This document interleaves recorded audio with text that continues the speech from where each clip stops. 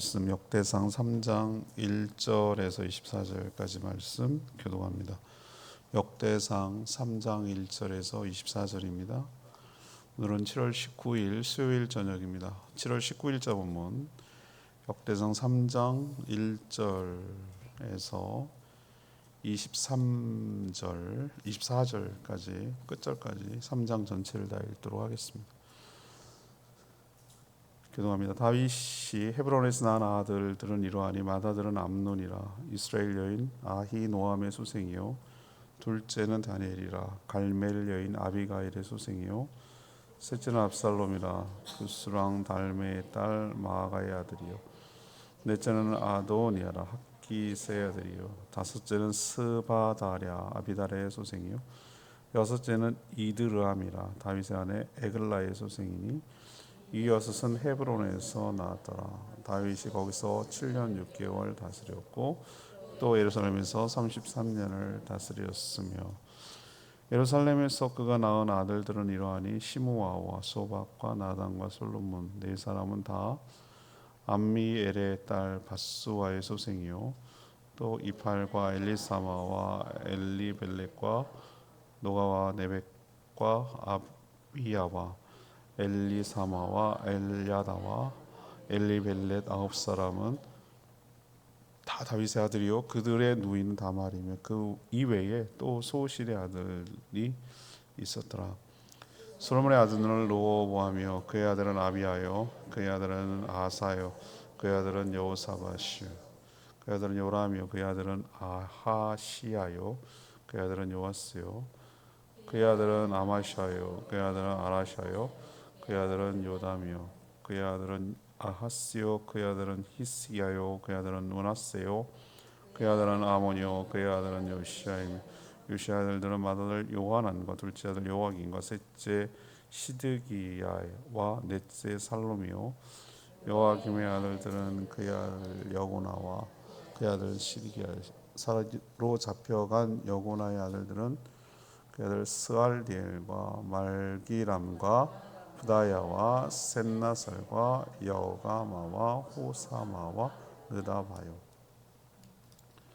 부다의 아들들은 스룹바벨과 시므이요 스룹바벨의 아들들은 무술람과 하나냐와 그의 매제 슬로밋과 또 하스바와 오엘과 베리아가와 하사다와 유사벳의 5사람이요 하나냐의 아들들은 부랴다와 여사야요 또 르바야의 아들 아르난의 아들들 오바데의 아들들 스가냐의 아들들이니 스가냐의 아들들은 스마냐요 스바냐의 아들들은 핫두스와 이갈과 아리아와 느야라와 사완 6사람이요 느하라의 아들들은 베료에네와 히스기야와 아스리감 3사람이요 에로에네의 아들들은 호다이야와 엘리야십과 불라야와 아굽과 요난과 들라야와 아나함 7사람이더라. 아멘. 다윗 왕과의 후손들 계보가 이제 소개되고 있습니다. 다윗은 7년은 유다 지파에 들어갈 수 있는 헤브론에서 유다의 왕으로 그리고 나머지 33년은 예루살렘에서 이스라엘 전체 왕으로 다스렸습니다. 오늘 소개되는 걸 보면 알 수 있겠지만 그에게는 많은 처첩들이 있었어요. 그리고 수많은 아들들이 태어났습니다. 솔로몬 이후 수많은 자손들이 또 왕위를 이어서 내려갔죠. 그리고 우리는 잘 알고 있어요. 이스라엘 역사를 통해서 익숙한 이름이 나오다가 갑자기 포로로 끌려간 자들은 이렇게 시작한 뒤부터는 바로 바벨론에서 태어난 자녀들이에요. 그래서 망해서 포로로 끌려간 것인데 그들이 영원히 멸절된 것이 아니고 하나님이 언약을 기억해서 다시 끊어지지 않고 돌아와서 재건할 수 있었음을 오늘 이름을 통해서 알 수 있는 것이죠. 그래서 오늘 질문은 당연히 다윗 얘기를 오늘 3장 전체를 끌고 가기 때문에 이 다윗의 계보에서 얻는 교훈은 무엇입니까? 이 다윗의 계보에서 얻는 교훈은 무엇입니까? 이것이 이제 오늘 질문이라고 할 수 있겠습니다. 먼저 1절에서 9절까지의 말씀입니다. 허문에도 불구하고 은혜를 부어 주셨다라는 것을 알 수 있어요. 이게 교훈이죠. 우리도 그렇다는 거예요. 허물에도 불구하고 하나님께서 여전히 은혜를 부어 주신다라는 것을 알 수 있어요. 이스라엘 역사는 물론 구속사에서 가장 중요한 인물이라고 할 수 있는 다윗 왕가의 계보가 지금 쭉 소개되고 있어요. 다윗은 자신이 원한 것도 아니지만 사무엘이 찾아와서 다 형님들을 제치고 말째 아들 막내인 자신을 하나님이 지목해서 사울 왕, 아직 사울이 멀쩡히 살아 있을 때거든요. 그래서 다음 왕으로 하나님이 기름 부어서 세워 버렸어요. 기름 부으면 끝난 줄 알아요. 많은 사람들이 여기까지가 인생의 목표인 줄 알아요. 하나님의 목표는 그게 아니에요. 우리 많은 사람들이 여기서 믿음의 사람들이 넘어지거든요. 합격만 하면, 대학에 합격만 하면 아니요. 대학에 합격한부터가 시작이에요. 어쩌면 결혼만 하면 아니요. 결혼할 때부터 시작이에요. 세례만 받으면 아이고 지금 세례 받을 사람 대기하고 있는데 세례 받으면 너무 좋을 것 같긴 하죠. 예, 그런데 시작이에요. 시작. 우리가 인생이 그래요.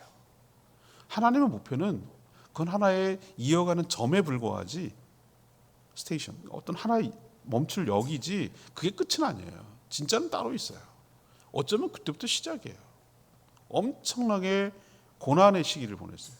이 고난의 시기라고 말하지만 하나님 눈으로 보면 뭐 어떤 지금 훈련을 시키냐면 진짜 위대한 왕으로 존귀한 왕으로 쓰시기 위해서 왕의 수업을 하는 거예요. 왕의 수업. 하찮은 사람들은 그렇게 훈련 안 시킵니다.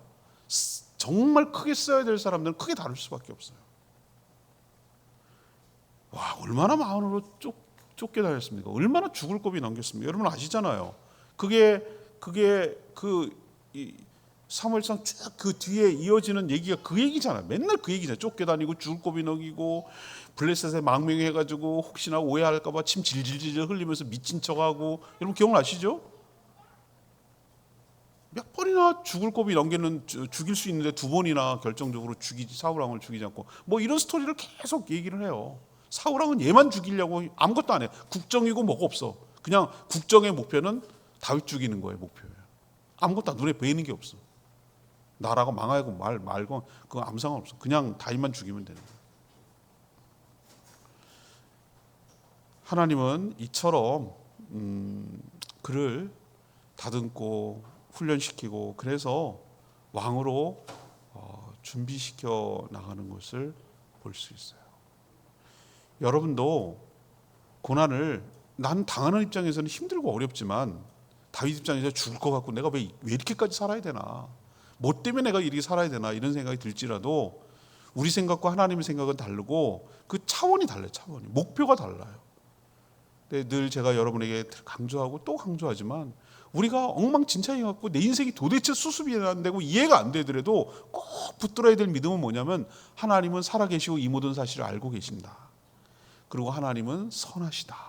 나를 지금 좋은 베스트 웨이 가장 좋은 곳으로 인도하기 위한 과정 중에 있는 것이지 이것이 나의 전부가 아니다. 이걸 꼭 붙들고 살아가는 저와 여러분 되기를 소망합니다. 깎여야 돼. 안 깎이면 내가 못한 부분이 안 돼요. 아플수록 깎일수록 더 좋은 작품이 나오는 거예요. 내 인생에 예수 믿어갖고 아무 일도 없었다. 이건 자랑할 일이 아니에요. 어려움이 있고 정말 고비가 있고 죽을 것 같은 정말 힘든 일이 있다라는 것은 그만큼 하나님께서 잘 다듬어서 걸작 아주 걸작을 만드는 거예요. 최고의 작품을 만들어내려고 하나님께서 여러분을 다듬는 거예요. 모난 돌에 정 맞는다고 그러잖아요. 모난 돌이 정 맞는다. 삐죽삐죽 나올수록 가지치기 하는 거예요. 삐죽삐죽 나올수록 더 깎이는 거예요. 뭐 정 맞는 거예요. 그래야 작품이 나오니까. 다윗이 완벽한 자입니까? 여러분 완벽하게 지금 축해 세워요. 이스라엘은 이런 왕이 없었다. 다윗 국기도 다윗의 별이잖아요. 역삼각형하고 두 개 붙여가지고 있는 게 다윗의 별이라고 하잖아요. 그렇지만 이 사람이 완벽해서 하나님이 사랑한 건가? 그건 아니라고 저는 봐요. 근데 제가 하나 느끼는 게 뭐가 하나 있냐면 다윗이 허물과 실수가 많음에도 불구하고 그가 하나 다른 점이 하나 있어요. 30일 주일 설교, 30일 주일 내일 모레 이번 주 23일이고 30일주일 설교가 그거예요. 사울과 다윗의 차이점이 뭐냐, 이걸 놓고 지금 설교를 할 거거든요. 근데 하나 딱 오늘도 느끼는 게 있어요. 뭐냐면 다윗은 허물가 있어요. 부족해요. 그런데도 불구하고 하나님을 정말 사랑해요. 하나님을 진짜 사랑한다고. 그거 느껴져요? 하나님을 진심으로 사랑해요. 다윗은 정말로 하나님을 사랑하는 게 느껴져요. 어떨 때는 막 시샘이 날 정도로 어떻게 이렇게 인간이 하나님을 사랑할 수 있지?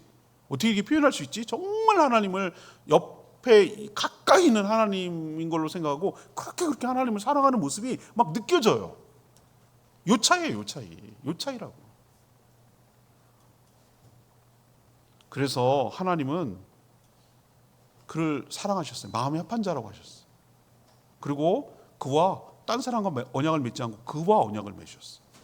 그 언약이 뭔지 아세요? 어마어마한 일이에요. 너의 왕위가 끊어지지 않을 거야. 너의 후손들의 왕위가 끊어지지 않을 거야. 와, 하나님 그거 지켜내시느라고 눈물겨워. 벌써 망했어야 될 유다 지파, 이스라엘이 악하다고요? 유다 왕은 안 악하다고요? 천만의 말씀. 히스기야 요시야 이 정도 두 사람 정도지 나머지는 이스라엘 못지않게, 북이스라엘 못지않게 악한 왕이에요. 근데 하나 차이점 있자면 북쪽은 쿠데타가 너무 많이 일어나. 오므리 왕조, 무슨 왕조 해가면서 이렇게 뒤집어진단 말이에요. 신하가 왕되고 이게 쿠데타가 얼마나 많이 일어나는지 몰라요. 근데 다윗은 그 악한 왕의 후손들에도 불구하고 끝까지 나라가 망할 때까지 왕위는 바뀌지 않아.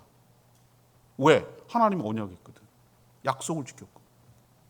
이거 보면은 하나님이 얼마나 우직스럽죠. 우리는 보면은 깜짝 놀랄 정도로 나 같으면 이거는 이미 끝난 얘기예요. 이렇게 생각이 들 정도의 상황 속에서도 하나님 하신 말에 책임을 지고 끝까지 밀고 그 언약을 지켜내는 하나님인 것을 볼 때 우리가 얼마나 하나님을 신뢰할 수 있고 하나님의 말씀을 믿을 수 있는지 알 수 있는 거예요. 왜? 그 어려운 조건 속에서도 계속해서 약속을 지켜내잖아요. 헤브론에서 유다 지파의 추대로 왕이 7년 됐고요. 마침내 이스라엘 전체의 추대를 받아서 이스라엘 왕으로 33년을 보낸, 총 도합 40년을 왕위로 세웠어요. 그가 허물이 없다고요? 아니요. 여러분, 대표적인 두 가지 사건이 다윗 생애에 두 가지 치명적이고 부끄러운 흑역사가 하나 있는데, 하나는 밧세바와의 간음 사건, 우리아의 아내 밧세바와의 간음 사건과 살인 사건으로 이어지는, 그때도 한번 제가 설교한 것 같은데, 이 한 사건은 7계명만 범하는 게 아니에요. 살인한 거예요. 하나님을 이 1계명부터 끝계명까지 다 어겼어. 하나의 장면이 하나만 생각하면 안 돼. 다예요. 다. 싹 다 1계명부터 10계명까지 다 어긴 거예요. 그것 말고 또 하나 치명적인 사건이 있어요. 하나님 믿지 못하고 자기 군인들, 백성들을 위한 인구조사 의도적으로 한 거예요. 이 두 가지가 오점을 남겼어요. 인생에. 다윗 인생에. 그렇게 허물이 많았으나 하나님은 그와 맺은 언약대로 끝까지 그를 회개하면 다시 회복시키고 다시 쓰시고 다시 하시고, 이렇게 해서 끝까지 그를 붙들고 40년 동안 쓰시는 하나님을 볼 수가 있어요. 그로 인해서 나라의 기틀이 세워졌고, 그가 바로 나라의 기초를 세워서 강성한 나라, 하나님의 나라를 만드는 초석을 놓는데 존귀하게 쓰임받는 인생이 되었습니다. 자, 그럼 우리에게 이 스토리를 아무도 얘기 안 해요. 여기 보세요. 무슨 얘기 하던가요? 여기 다윗이 어쩌고 저쩌고 다윗 생애 얘기합니까? 하나도 얘기 안 해요. 그냥 이름만 쭉쭉쭉쭉 몇 명 낳고, 애들도 되게 많이 낳았어, 그죠? 난 감당도 처첩이 얼마나 많은지, 얼마나 많아. 봐봐요. 누구의 소색이더라, 누구의 소색이. 정신, 난 누군지 헷갈릴 것 같아요. 난 누군지도 모를 것 같아요. 이렇게 많은 얘기만 하는데, 아내 많이 두지 말라 그랬거든요. 하나님께서 말하고 아내는 많이 두지 말라 그랬는데 그걸 다 어겼는데 불구하고 이 사람은 완벽한 사람이 아니에요. 그럼에도 불구하고 하나님은 그와 맺은 언약대로 허물에도 불구하고 연약함에도 불구하고 은혜를 지속적으로 언약대로 이행하시고 부어주셨다는 것을 우리가 기억하고, 우리 또한 연약하고 허물이 없어서 우리를 사랑하는 것이 아니고, 우리도 다윗보다 더 허물이 많고 넘어지고 자주 함에도 불구하고 우리와 맺은, 예수 그리스도를 통해서 맺은 우리와의 언약, 예수 그리스도 때문에 그 언약을 신실하게 지켜내시고 우리의 구원을 완성해 내실 줄로 믿습니다. 그 은혜가 지속되기 때문에 우리가 오늘도 살고 있는 거예요. 우리가 잘하고 잘난 척하고 뭘 이쁜 짓 하고 그래서가 아니라 하나님이 오늘 우리를 긍휼히 여기시고 불쌍히 여기시고 때를 따라 도와주시는 하나님의 은혜가 있기 때문에 오늘 우리가 살고 있는 것 기억하시기를 바랍니다. 두 번째 얘기는 10절에 16절이에요. 하나님의 경고는 반드시 이루어진다. 하나님의 경고는 반드시 이걸 우리에게 교훈하고 있어요. 이스라엘 역사상 절정의 전성기는 바로 다윗 그의 아들 솔로몬 통치 기간이었어요. 이후에 등락을 하긴 하지만 결국은 하얀길 내리막길로 가서 망하고 말죠. 하나님이 이때 집중적으로 선지자를 보내서 언약에 너희들 충실해라. 그러면 너희들이 살 것이다. 하지만 어길 경우 너희들은 징계를 받을 것이다. 이렇게 계속해서 선지자가 가장 많이 투입된 때가 요 이스라엘 역사 요 때예요. 요 때가 가장 많이 이스라엘 선지자를 보냈어요. 하지만 몇 명의 왕을 제외하고 뭐 요시야, 히스기야 이 정도예요. 뭐 둘 다 허물도 있지만 유다의 왕들도 역시 북이스라엘 왕들 못지않게 하나님을 멀리하며 우상 숭배에 빠졌다는 것을 우리는 이스라엘 역사를 통해서 알아요. 열왕기 상하 보면 알잖아요. 그래서 하나님은 언약대로, 이 언약대로라는 게 신명기에 이미 나와 있어요. 두 갈래 길 제가 늘 설명드리잖아요. 하나는 축복의 길, 하나는 저주의 길이에요. 하나님이 언약대로 하는 거예요. 법대로 해요, 법대로. 맞아요, 법대로 하는 거예요. 하나님께서는 하나님 갑작스럽게 멸망하고 포로로 가고 그런 게 아니에요. 하나님 미리 경고한 대로 하시는 거예요. 갑작스러운 게 아니에요. 하나님 왜 변덕이 그래? 잘해준다며. 이렇게 하면 안 돼요. 다 나와 있어요. 너희들이 만약 이렇게 하면 나가도 복을 받고 들어와도 복을 받고. 알죠, 신명기? 근데 또 안 하면, 그렇게 순종하지 않으면 나가도 코가 깨지고 뒤로 넘어져도 깨지고 다 깨진다고 그랬어요.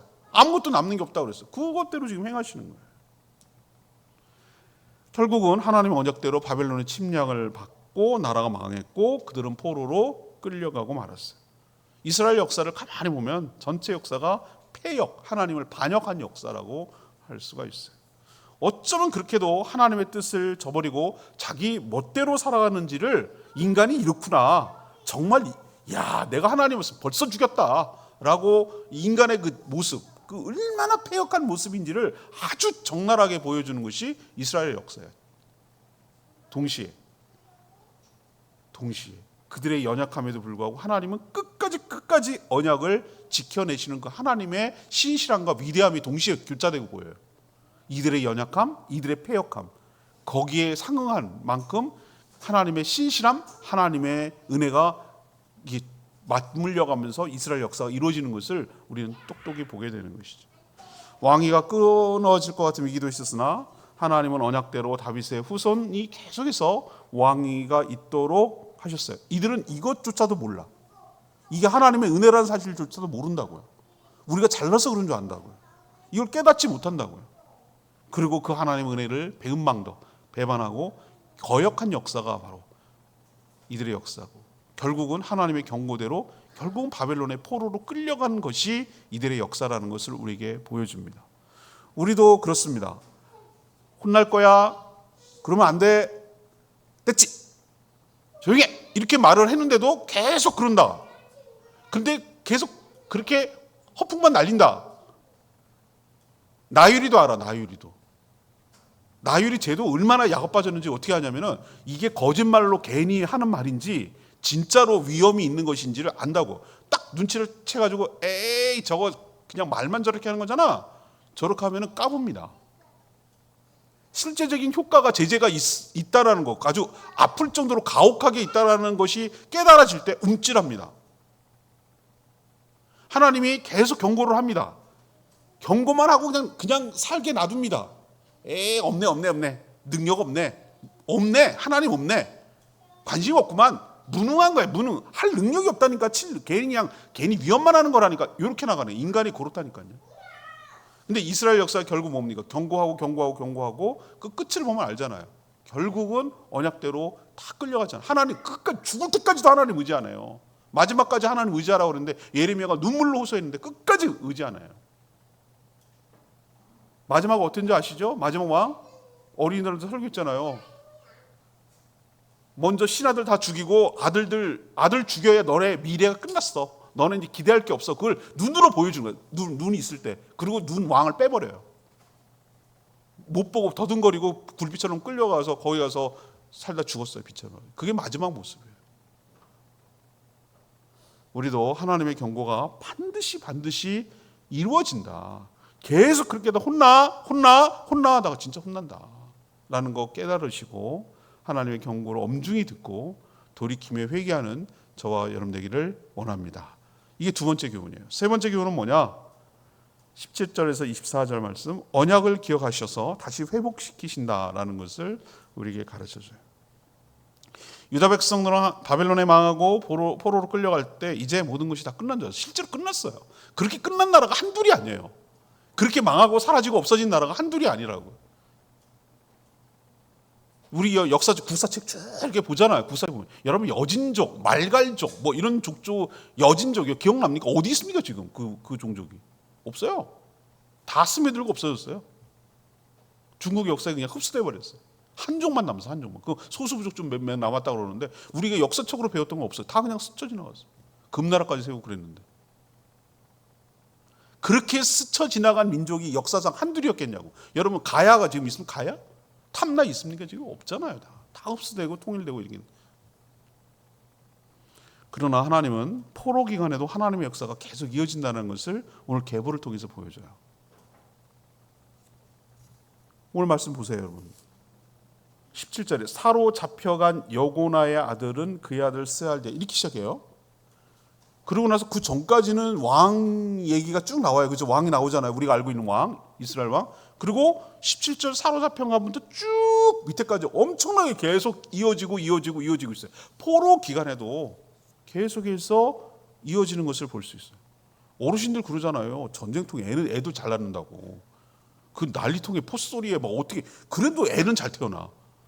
피난민 일사부터 때 그게 가지고 뱃속에서 배가 나오는데 거기 태어나는 애들이 있대잖아요. 우리 보자 국제시장인가 그 영화에서 문재인 대통령이 그래서 내려온 케이스 아니에요. 그 부모가 그렇게 해서 타고 와가지고 태어난 아기가 문재인 아닙니까?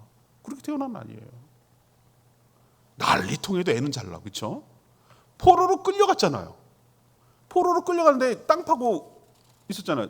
그 굴착 작업. 그러니까 무슨 얘기냐면 땅 준설 작업. 강바닥이 높아지면 홍수가 일어나니까 포크레인이 없으니까 노예들 갖다가 땅 파는 작업했다. 지렁이 같다고. 자기네들 지렁이라고 그랬어. 시편에 나와요. 그 아주 너무 슬픈 얘기가 나와요. 포도나무 가지에다가 수금을 걸고 슬피 울었다고 그랬어. 고향 그 걔네들이 시켜 바벨론 애들이 뭐라고 그러냐면 그 관리자들이지. 잠깐 쉬는 시간에 땅 이제 지렁이처럼 흙이 다 묻었고 땅 파고 날르고 뭐 이러고 있는 거예요. 그래서 잠깐 쉬는 시간 그 지휘자가 심심하니까 야 너네 노래 한번 해봐. 너 고향 노래 한번 해봐. 누구한테? 그 유다 족속한테. 너 고향 노래 한번 해봐.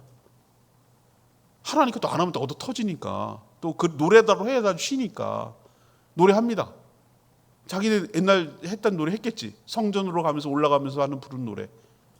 121편 뭐 이런 것들이 전부 다 성전에 올라갈 때 부른 노래였어요.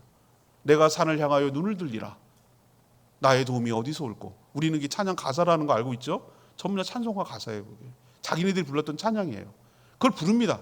부르는데 무슨 말인지 못 알아도 음은 알잖아요. 그러면서 눈물인지 콧물인지 흐르는 거예요. 여러분 느낌 아시겠어요? 일제시대 때 저기 남양군도 저기 끌려가가지고 네 노래 한번 해봐라. 조센진 아리랑 부릅니다. 부르면서 엉엉 웁니다. 고향 생각나고. 그거예요. 그 느낌이에요. 나라를 잃고 하나님이 명령을 어겼을 때 어떤 결과가 초래되는지를 아주 뼛속 깊이 와신상담이라고 그러잖아요. 뼛속 깊이 경험하는 거예요. 하나님 이게 필요했던 거예요. 그래야 다시는 그렇게 안 하니까. 끝난 줄 알았던 이스라엘 역사 하나님 언약을 기억해서 말도 안 되는 일이 벌어졌는데 고레스가 미쳤냐고요. 하나님이 마음을 움직이지 않으면 그게 가능하지 않아요. 왜 그렇게 하겠냐고요. 포로를 왜 놔두냐고. 그럼 자기가 얼마나 누수 현상이 일어나는데. 그때는 산업 기반이 뭡니까? 무상으로 일하는 노예가 그들의 산업 기반이었어요. 노예 없으면 어떻게 안 굴러가요. 우리가 흑인 노예들을 보세요. 얼마나 사탕수수 그 설탕을 만들어야 되는 것 때문에 플랜테이션 만들어 놓고 얼마나 많은 아프리카의 사람들을 잡아다가 했습니까? 그게 가능했던 이유는 뭐예요? 그게 부를 누렸던 이유는 노동으로 노예니까 하나도 월급을 안 주니까 그게 가능한 거예요. 얘네들 노예를 돌려보낸다? 이거는 제국 통치하는데 미친 짓이에요. 고레스가 왜 그랬을까? 모르지. 전과는 차별화시키고 난 달라. 너네 왕조하고 달라. 그리고 나는 너네들을 우호적으로 하고 너네들의 잘해가지고 나를 오히려 더 충성스럽게 하려고 그러는지 하여튼 몰라요. 근데 하나님이 그 마음을 움직였어. 어떻게 마음을 움직이도록 했냐? 언약을 기억했거든. 예레미야가 70년 뒤에 돌아온다고 그랬거든. 이런 복귀는 당연한 게 아닙니다. 이렇게 망한 나라가 한둘이 아니라고 했어요. 역사적 흔적도 없이 사라진 나라가 한둘이 아니에요. 근데 유다는 돌아왔어요. 이게 하나님의 은혜인데 하나님은 그렇게 언약했기 때문에 그렇고 언약을 지킨 거예요. 포로 이후 계보, 포로 이후에 쭉 올라오잖아요. 그렇죠? 3장 이후에 나오는 거. 포로로 끌려 엄청나게 끝까지 연결되는 걸 볼 수 있어요. 그리고 끝내 아브라함, 이삭, 야곱, 유다, 다윗의 후손을 거쳐서 하나님은 그 후손 가운데 예수 그리스도를 보내신 줄로 압니다. 자, 그렇다면 우리는 뭘 할 수가 있는 거죠? 우리의 연약함에도 불구하고 하나님은 언약을 기억하셔서 우리를 구원의 반열에 참여시키기 위해서 다시 회복시켜 가시고 끝내 징검다리로 연결시켜서 구원의 완성을 이루어 가실 줄 믿습니다. 오늘 9절 말씀이 레마의 말씀입니다. 9절 말씀. 다 다윗의 아들이요 그들의 누이는 다말이며 이 외에 또 소실의 아들이 있었더라. 우리 동서구매 보면요, 맨날 사극 같은 데 보면 전하 뭐 왕실이 튼튼해야 뭐 어쩌고저쩌고 맨날 그러잖아요. 신하들 이빨린 소리 하느라고. 그래서 뭐 왕실이 튼튼해야 왕조가 오래 간다고 그래가지고 왕들 보세요. 왕은 뭐 허물이 없어. 그냥 원하는 여자면 다 취할 수 있는 거예요. 근데 그게 좋은 게 아니라고. 사극 보면 알잖아요. 맨날 만화 갖고 문제야. 만화 갖고 아우 서로 막 시기 질투하고. 맨날 그게 좋은 드라마 소재이긴 하지만 정신을 못 차릴 것 같아. 난리통에. 그래서 왕들은 수많은 처첩을 두고 자녀를 많이 생산해요. 근데 이게 사실은 오히려 뭐가 됩니까? 부메랑이 되는 거예요. 부메랑. 부담이 되는 거예요. 오히려 왕가를 흔들고 너무 막 견제하게 되고 되는 거죠. 다윗이 정말 많은 아들이 있었는데 오늘 보세요. 엄마가 다 달라. 어느 출신 누구 뭐 엄마죠. 아유, 난 정신없을 것 같아. 얘가 내 애인지도 모를 것 같아. 결국은 보세요. 이 필연적으로 갈등을 유발하잖아요. 솔로몬이 되기까지 여러분 아시잖아요. 얼마나 왕자의 난이 치열하게 이러는지. 압살롬 반역하고 뭐 아시죠? 뭐 아도니아 뭐 하여튼 얘네들 하는 거 보세요. 서로 막 암논 막 다말 강간하고 아이고 이런 난리가 없어. 이런 난리가. 결국 암논의 이봉 누이 다말의 강각 사건 때문에 비극이 압살롬까지 이어지게 되고 이것은 왕조의 큰 칼이 떠나지 않는 저주가 임하게 되는 것을 보는 것이죠. 결국 정말로 하나님의 말씀대로 자녀를 잘 낳고 믿음으로 키워내는 것, 말씀대로 살아가는 것, 처첩을 많이 두지 않는 것, 이것이 하나님의 뜻이고 하나님의 뜻을 이루어가는데 중요한 이유였다라고 저는 생각이 드는 것이죠. 오늘 이 다윗의 계보를 통해서 오늘 세 가지 제가 말씀드렸어요. 첫 번째 뭡니까? 허물에도 불구하고 하나님은 은혜를 부어주셨다. 다윗이 완벽해서 하나님이 쓰신 거 아니다. 연약해도 하나님이 은혜를 부어주셨다. 두 번째는 뭡니까? 다윗의 아들 그 왕들 보세요. 하나님이 경고하면 그냥 경고로 끝나는 게 아니라 반드시 그 경고한 대로 일어난다라는 것을 우리에게 교훈하고 있고, 세 번째는 뭐예요? 망한 것 같은데, 망한 줄 알았는데, 끝난 줄 알았는데 포로에서도 다시 언약을 기억하셔서 다시 회복시키셔서 끝끝내 구원의 역사를 이루어 가시는 하나님을 신뢰하는 저와 여러분 되기를 소망합니다. 오늘 말씀 붙들고 기도하기 전에 아까 불렀던 찬양이죠. 159장 찬양 부르고 기도하는 시간 갖겠습니다.